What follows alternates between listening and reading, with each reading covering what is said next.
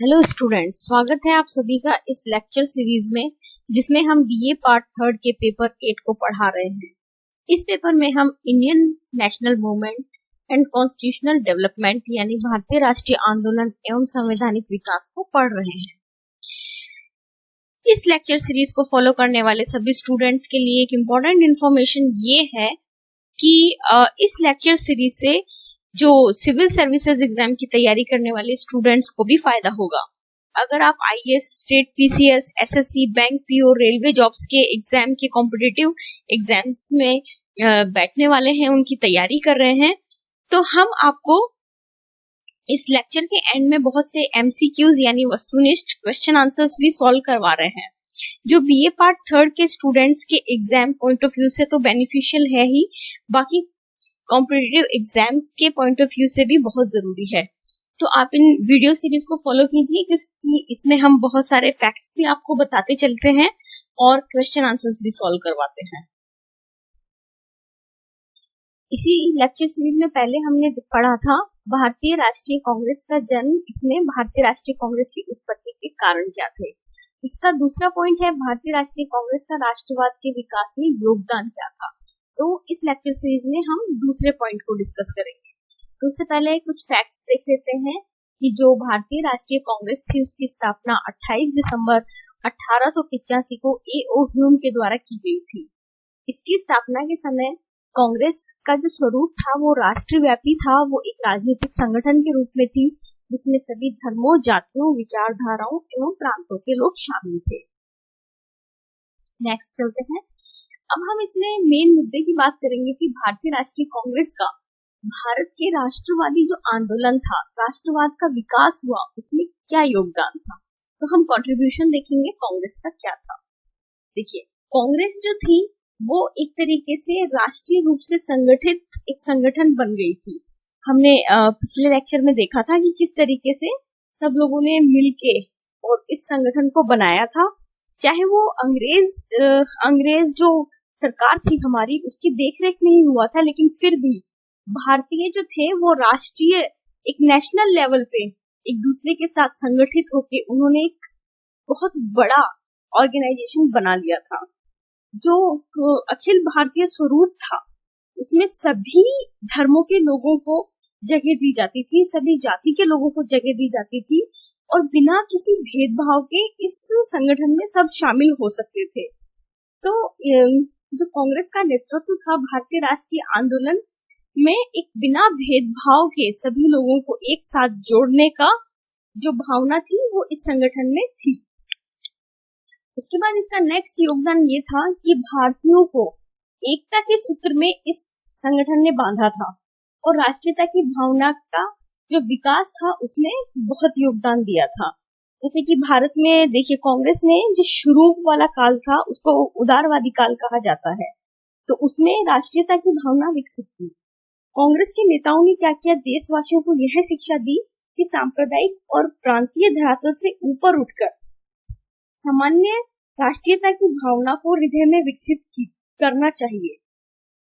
कवि हमारे नेता हैं गुरुमुख निहाल सिंह, इन्होंने कहा है कि जो भारतीय राष्ट्रीय कांग्रेस थी उसने शुरू के दिनों में राष्ट्रीय जागरण, राजनीतिक शिक्षा, भारतीयों को राष्ट्रीयता की भावना का निर्माण करने में बहुत योगदान दिया था। फिर नेक्स्ट हम देखते हैं कि भारतीयों को राजनीतिक शिक्षा देना।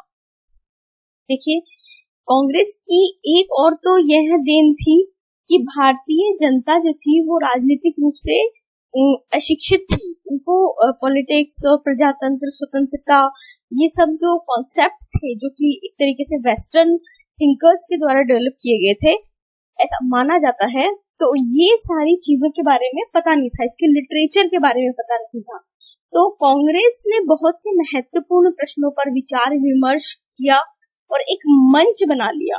तो इस तरीके से शासन प्रशासन के बहुत सारे प्रश्नों के लिए एक प्रबल जनमत तैयार हो गया था और कांग्रेस के नेतृत्व में भारतीय जनता को एक इंडिविजुअल लिबर्टी यानी स्वतंत्रता और प्रतिनिधित्वक संस्थाएं जैसे कि रिप्रेजेंटेटिव इंस्टीट्यूट्स कैसे होते हैं, आर्थिक सामाजिक सुधार कैसे होते हैं, इन सारी चीजों की मांग करने के लिए एक इन लोगों को आवाज मिल गई थी उठाने के लिए।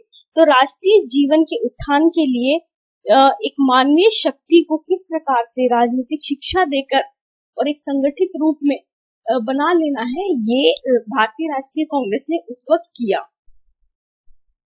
फिर ये कहता है कि नेक्स्ट पॉइंट है राजनीतिक असंतोष को वैधानिक दिशा प्रदान करना।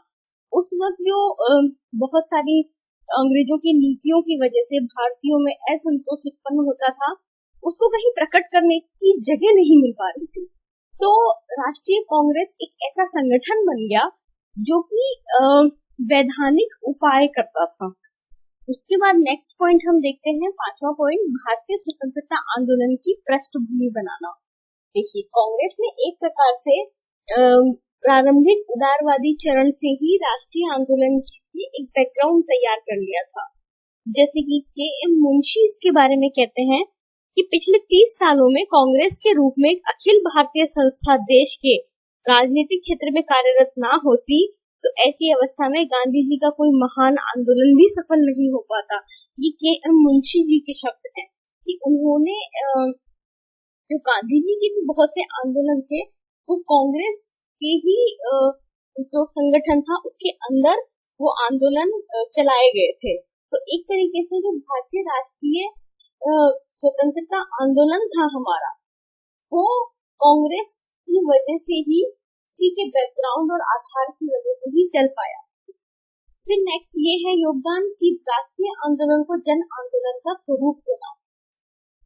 देखिए, गांधी जी के नेतृत्व में जो कांग्रेस ने भारतीय राष्ट्रीय आंदोलन बहुत सारे किए थे, जिसमें असहयोग आंदोलन आप जानते हैं, सविनय अवज्ञा आंदोलन, भारत छोड़ो आंदोलन, ये सारे आंदोलन एक प्रकार से मास यानी बहुत सारे लोगों का जन आंदोलन, जिसमें कि सामान्य लोग शामिल थे, उनका रूप बन गया था एक प्रकार से।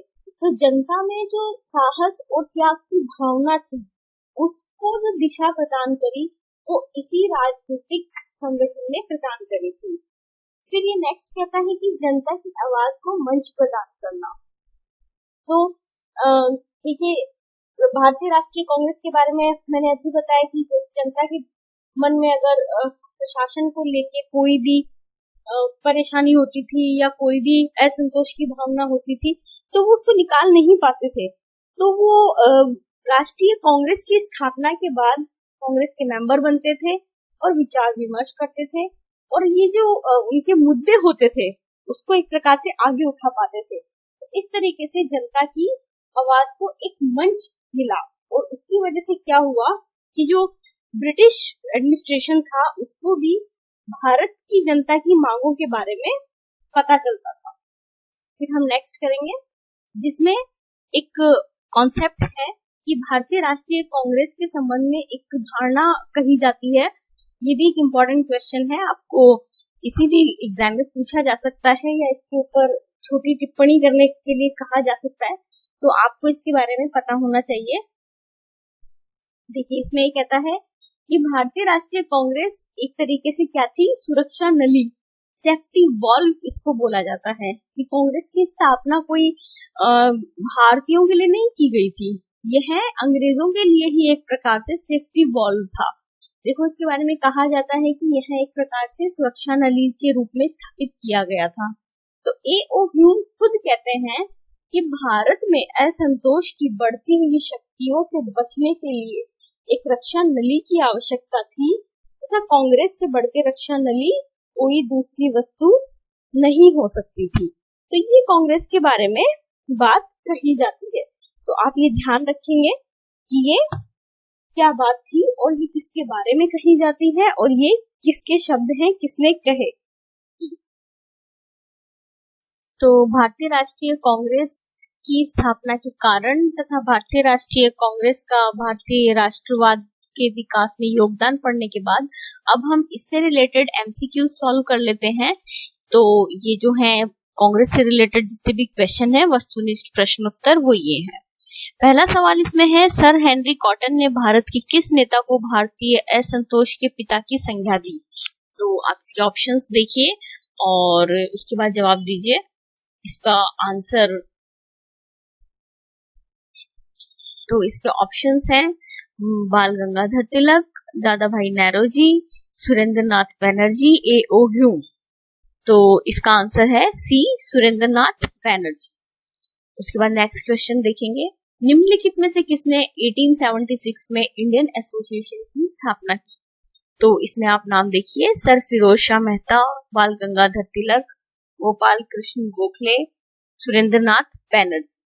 तो इसमें भी 1876 में जो इंडियन एसोसिएशन जिसकी बात हमने पहले लेक्चर में की थी, उसकी स्थापना की थी सुरेंद्र नाथ बैनर्जी ने। उसके बाद नेक्स्ट क्वेश्चन देखिए, 1885 में स्थापित की गई भारतीय राष्ट्रीय कांग्रेस की स्थापना का उद्देश्य नहीं था। मतलब हमें स्थापना के उद्देश्य तो पता थे, लेकिन कौन सा उद्देश्य नहीं था। तो इसमें एक ऑप्शन नीचे गायब हो गया है, उसको आप मैं बोल के आपको बता दूंगी क्या है वो।